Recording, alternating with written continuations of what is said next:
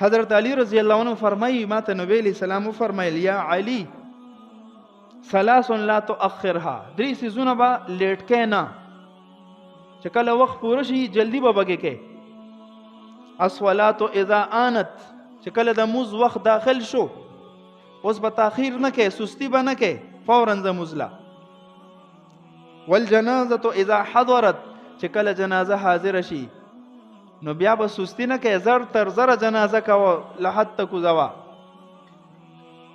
والایم اذا وجدت لها کفءا، کله چې یو جنې د واده لایق شي او د هغې د جوړ رشته میلو شوه نو فورا یې په نکاح کوه، تاخیر پکې مه کوه.